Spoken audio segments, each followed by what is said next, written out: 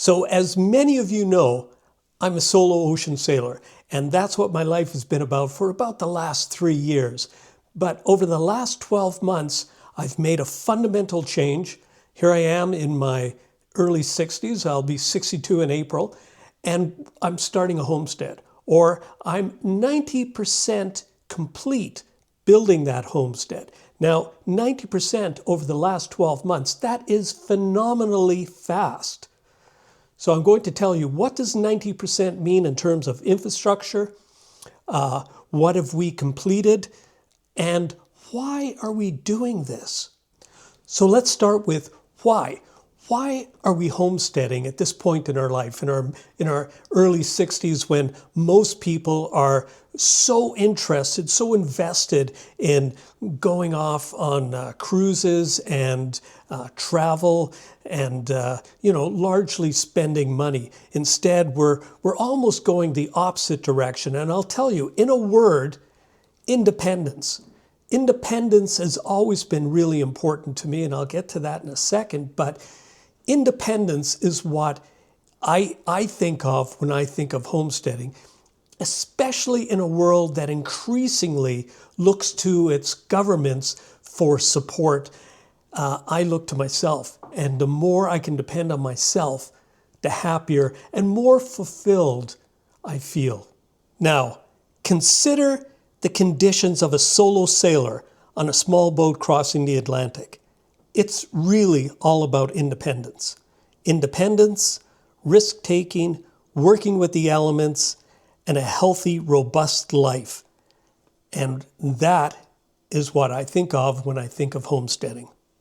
Now, when it comes to being successful, both in solo ocean sailing and in homesteading, the central idea that's going to help you the most is planning. And planning is what most of this video is going to be about, how to plan for success and some of the things that people often overlook when they try to create a plan that's unrealistic. Now, approximately 1 year ago, 12 months ago, I started the major works on the homestead. But the planning stage started a good 6 months before that. So before I even start planning, so we're talking about 18 months ago, the first thing I do is I try to visualize what the end product will be. And I've done this for decades. I do this, I did this before I set sail.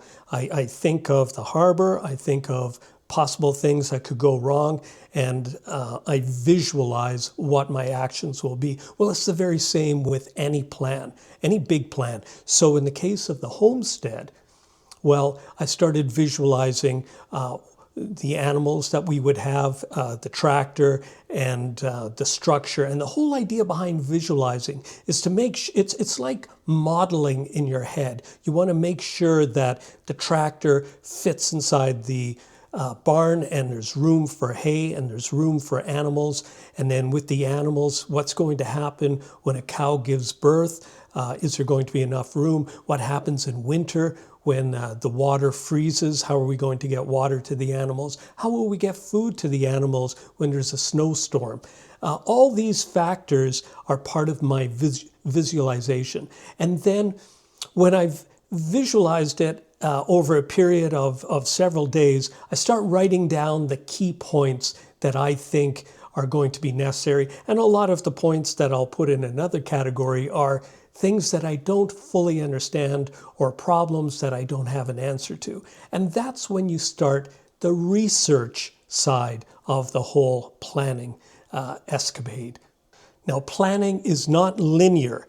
In fact, the more information you get, the more you realize you have to give yourself room to maneuver. You have to give yourself room to correct the course that you're going down. For example, as my plan matured, I knew that I had to make allowances to do some finishing touches inside our home. And this I had promised my wife that I would get done after I got back from sailing. And it was a priority to get that done and get it out of the way before I could really focus on the barn. There was another part of this. I had to give myself enough time to earn some money off the homestead to ensure that we would be able to proceed with the barn build and the homestead plan without really getting bogged down off the homestead. Now, plans that are sure to fail almost inevitably lack realism and room to maneuver. And let me give you an example of what I mean. So imagine we have a ship's captain, and the ship's captain has been asked to take a cargo from point A to point B. So he doesn't just hop on the ship and take off. You got to make sure that cargo is well stowed. He has to make sure he's taken on sufficient stores and crew and extra material in case something goes wrong. Then you get underway, and if you have a storm, well, the captain already has a contingency plan for that. He's either made an allowance for extra time at sea to avoid weather, or he has the capacity to increase speed to get around the storm and get to his destination. The point is that a captain who doesn't plan a voyage, as mad as that sounds, is not going to get from point A to point B. I mean, we can see that very clearly with a ship's captain and a large cargo ship. But it's less obvious for most homeowners or most folks who just say, well, I'm going to start a homestead, and don't make a concise plan, a plan that makes sense, a plan that you can explain to people and they can nod their heads and say, oh yeah, that's understandable. So with the ship's captain, it's obvious. A ship's captain without a plan is not going to make his destination, because he wouldn't even know what his destination is. He just takes off. And sadly, that seems to be the case with a lot of folks who make plans. They don't know how much it's going to cost, and they don't know how long it's going to take, and they don't know what's involved in building it. Inevitably, I've met so many people who tell me when they start a big project, and I say, well, you know, how long will this take? And the answer is, well, it'll be done when it's done, or it'll cost what it costs. And if you live by that standard without a plan, I can almost guarantee you will be over budget, you will be way over your time budget, and there's a high likelihood you're never going to complete the project at all. So let's say now you have a detailed plan and the pieces are beginning to come together. Well, this is where, you have to keep your eyes open for setbacks. And as far as this project went over the last 12 months, I had 3 major setbacks. And the first was my rotator cuff on my left shoulder was torn. And it was torn right at the beginning of the project. And I lost about 50% of the mobility of my left arm. So I had to compensate. I had to make sure that I had really sound scaffolding when I was doing my building. I had to ask for help from Mrs. Rover to help me. I had to, I probably added about 25% more time to the project than I would have liked to have spent. But it was a setback, and I just had to compensate. I had to give myself more time. I had asked for help. Now, the second setback, well, that was one that was well outside of my hands, and that was the trusses for the building we were going to build, the barn. It's a 40-foot long barn by 32 feet wide, and I had ordered up the trusses. Now, as many of you know, I live on an island, Prince Edward Island, on Canada's east coast. And I had ordered those trusses, I think about 3 months in advance of when I thought I would need them, which you have to do when you live in this area. And there are only a few truss plants you can deal with. Unfortunately, the truss plant burnt down just 2 weeks before we were expecting delivery of our trusses. So this set us back significantly.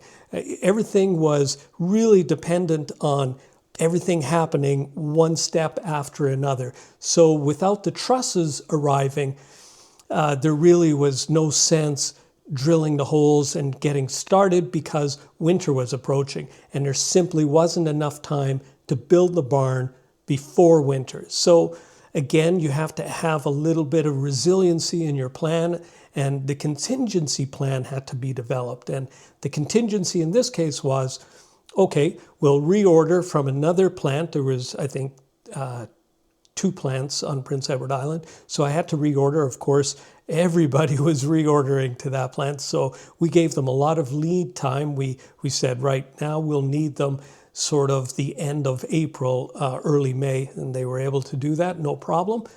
But that meant the calves, so this is the second setback I'm starting into now. Actually, it's the third, isn't it? So the calves that I had ordered were going to be ready for me early December. And I received both of those calves on time, but there was no barn to put them into at this point. So I had to press into service a storage shed that I had on the property. Now, this storage shed had no windows. It had no storage space. It had no pens for the animals. So all that had to be put together really quickly. And then we had 2 calves in there. We had a bull calf, which is a male calf, and a heifer calf, which is a female calf. Now, that heifer calf was really important to us because we knew we wanted to have cows on our property that would reproduce, because I'll get to this probably in a future video, but the homestead is very much centered on beef. So to have beef cattle born on your property is really the only way you can do this in an economical way. So we had those 2 calves, and unfortunately, and it's a sad story, and even to this day, you know, and it's almost a year later, it still makes me kind of sad. And that is that about 4 weeks into the life of the heifer, she started to go off her food. Like when we'd come out with a bottle of milk, she wasn't as robust about drinking that milk. And so when I checked her over, I found a big lump under her belly at a point that we call the navel. So it was a navel infection. So immediately I got some outside help, and you know, people have dealt with this. It's a fairly, it's common enough that farmers know what they're doing. And I received some help from a local farmer who in turn was consulting with his farm vet. And we started the animal off on a series of injections to boost its immune response. And sadly, well, the animal went down. But then about 3 days later, she was up. The medication appeared to be working. But then about a day later, she went down again. And we tried to comfort her. We put hay over top to keep her warm because she wasn't moving. And it was, after all, January at this point.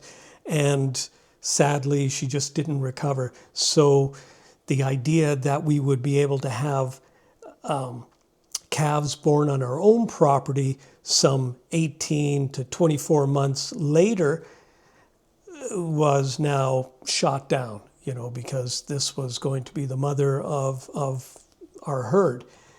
So at that point, again, I had to rejig. You know, we weren't about to give up on the plan. So I went to a contingency of finding another farm that had a cow. And this cow was 3 years old, and she wasn't a high producer in the dairy, but she comes from really good mothering stock. She's a shorthorn, a milking shorthorn. And that's the type of cow that we had years ago on our previous homestead. So this cow, I bought it, and she was impregnated at the dairy. And then she stayed on the dairy and was still part of the milk line right up until when we would get her, which would be about late May, early June. So instead of getting behind because of those 2 issues, we're actually still moving forward, where the trusses will arrive in time for a spring build. And a spring build in many ways is easier than a winter build. And the cow will give birth to a calf just 5 weeks ago. And so we're already 2 years ahead of schedule on building our herd. So these setbacks, when you look at them, can be opportunities if you think about it in another way. And don't lose sight of the plan, and give yourself some room to maneuver. I think you'll find everything's going to be fine. There is another side to this that I want to talk about, and that is character. The character that you bring to a problem really will dictate how that problem is solved. There's a phrase that I've used many times over the last year, and that is, what you lack in resources, you make up for in resourcefulness. Let me just say that again. What you lack in resources, you can always make up for in resourcefulness. And that has been probably one of the things that has always helped us sort of get through these setbacks, and in a funny way, always allows us to complete projects even on a very small budget. So now I want to talk about the contingency cascade, as I call it, although it does relate to some of the military planning I'm familiar with. So the cascade is things that you couldn't foresee happening that happen as a result of a change you made. So with the trusses not arriving, that gave me an opportunity really to put the fencing in. And I needed to get robust fencing in that would be able to stop full-grown cattle, and enough wires in the fence low down that would stop calves from getting out of the property. And getting animals leaving the property is one problem, but also foxes, coyotes, and dogs entering the property, that's the other problem. So robust fencing went in, and I had lots of time to do that and do a good job on it because I wasn't building the barn at that point. And I also got a corral built. So by the time I started the barn in spring, we were more or less ready to let an animal out into our pasture, which was something we needed to do because, as I mentioned, the cow would be arriving in May, and the yearling, or the calf that we had bought, the bull calf, well, he was getting up there in weight. He was probably 350 pounds, and he needed room to maneuver. The storage shed was not big enough anymore. So the cascade then continues in that I needed to build a portable mobile shelter in the spring that the animals could be happy in, get out of the sun, but still get ventilation while they're on the field, while I'm still building the barn. So in this case, I started thinking, well, the idea of spending more money to build a shelter, is there another way of looking at this? So I knew that we would be getting hens, laying hens in the fall, late summer, fall, so I would have to build a hen house. So I thought in terms of, well, I'm going to build a slightly larger hen house where the footprint would be large enough for the cow and the bull calf to comfortably get inside and get out of the rain. And I wanted to be mobile. So I built it on skids. And then that structure was moved daily to a new spot on the pasture so that the cattle could always lay down on clean pasture. And little things like that are very important to me, the animal husbandry side. I would rather err on the side of being overly kind to the animals rather than, just dismissive to their needs. So if you remain calm and you keep your focus, you inevitably will adapt and overcome any of the obstacles that are put in front of you. That phrase, adapt and overcome, I've been using that for as long as I can remember. It goes back to my days in the military. And Mrs. Rover has heard me say it hundreds of times, and yet it continues to be my battle cry whenever I come up against an obstacle, and I invite you to use it too. Adapt and overcome. So what has been accomplished over the last 12 months, and what is the remaining 10%? So the 90% that's been complete, well, the paddock, 4-acre paddock, has been constructed, complete with internal fencing. I'm just looking out the window at it right now. A beautiful barn, a very functional barn that can house the feed for 3 large beef animals and provide comfort for them as well. And a beautiful, very spacious hen house where we have 6 hens and 1 rooster, and we're getting, even in January now, we're still getting 6 eggs a day. We plan to get 6 more hens later this summer, and that'll be sort of for a project where we're looking to improve the pasture with the hens. It'll be very interesting, I assure you. And we've had the field, we've had manure spread on the field, we've had lime spread on the field, so we're improving the pasture because this pasture and this whole area has had hay taken off of it for years and years and years and nothing put into it. So the ground, when you look at the pasture, you'll see large spaces with little or no vegetation. So the ground is getting weaker and weaker. So we had to improve that because one of our goals, and I suppose this would be what's left to do, what's the last 10%? One of our goals is to have what's known as grass-fed beef. And that means that we raise the animals entirely on what is their natural diet, which is grass, which is something that's not really done a whole lot around here. Generally, animals are raised in a feedlot with grains and very crowded conditions. So we'll be doing something quite a bit different. The last 10% also includes setting up a butchery station inside my shop because I intend to do our butchery right here on site. Of course, that means that what we butcher on site has to stay on site. We're not allowed to sell or give it away. So our idea is between the eggs and the beef that we will be very close to 100% self-sufficient as far as food goes. And I know a lot of you are saying, what about bread? What about this? I'll be covering that in a future video. For the last almost 2 years, I've been eating meat only. Well, actually, meat, eggs, a little bit of dairy, and that's been it. And I've enjoyed very good health. As I said, I'm almost 62 years of age, and I'm able to, do large buildings, look after cattle, and really, I'm not bothered by it at all. I get a huge amount of joy out of this.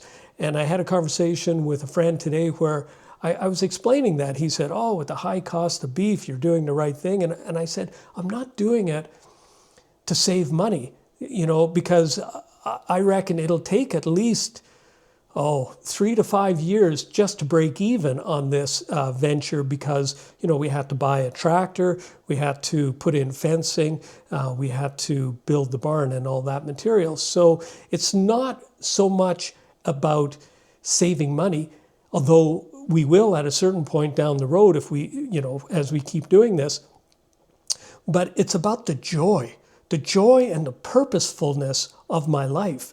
If I was living a life where all I was doing was, thinking about the next resort or the next cruise or travel experience, it wouldn't be fulfilling for me. So for me, I need some sort of serious purpose to my life. And I believe that is what keeps me fit, young, and robust. And I'm going to keep doing it for just as long as I can. You might say that I've been forging my own adventure, and you know something? You can too.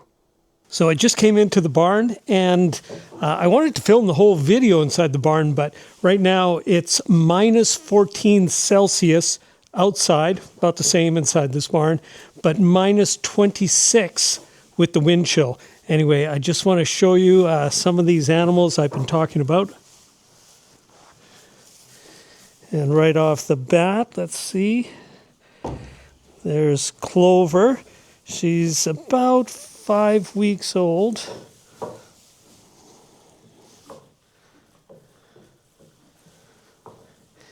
And over here we have her mother.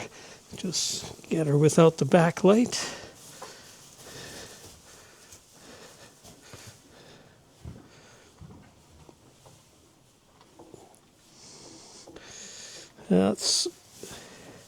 Well, it's a little hard to get her without the backlight. She's very serious about feeding right now, and the same with number one. I'll try to get them from the other side. So number one, that's the Black Angus right here. He's coming up on 13 months old. and he would be about 1,100 pounds. The cow, she's probably somewhere around 1,400 pounds. And then this beauty right here, heifer calf, she's, I wouldn't know, probably 150, 175 pounds. But you can see she has a bit of a milk mustache right now, and that's because she just finished feeding. And just a few minutes from now, she'll get the zoomies and she'll start running around. But I know what she wants to do. She wants to lick this camera, and I can't let her do that.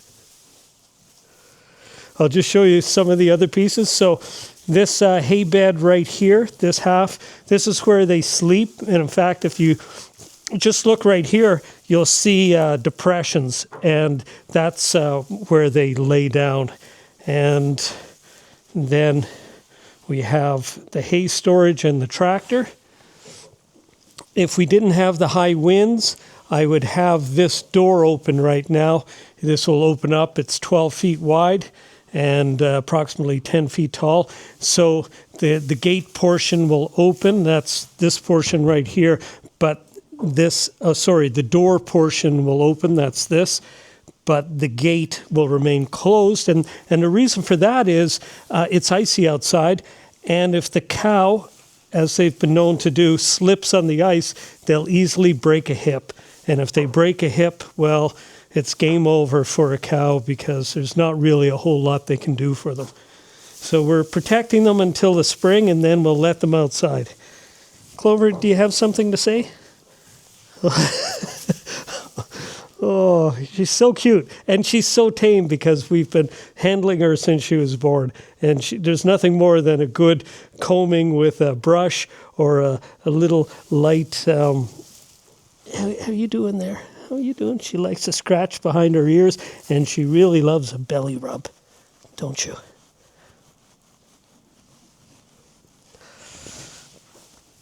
Well, she's a little camera shy. And then the tractor. The tractor is a 38 horsepower John Deere. It's a very small tractor, but despite its size, it's able to lift these round bales. And these round bales, they last me about 10 or 12 days with the animals that I have in the barn right now. And I usually take one of these bales, I cut it with a chainsaw in half, and then it just opens up so it looks kind of like this. And then I put that hay into the feeder, and then we have the cattle. Look at the size of their heads. Let me see if I can capture this. So we have number one here, he's an Angus, and you can see how wide his head is. And then Buttercup, who's a cow, is 3 years old, and you can see her nose, or her face is a whole lot longer, but her head is nowhere near as wide. And then we've got the little one here, who's going to have all kinds of Angus traits, but you can see a tiny bit of brown in her, and the brown comes from her mother here, Buttercup. And she's just learning how to eat hay.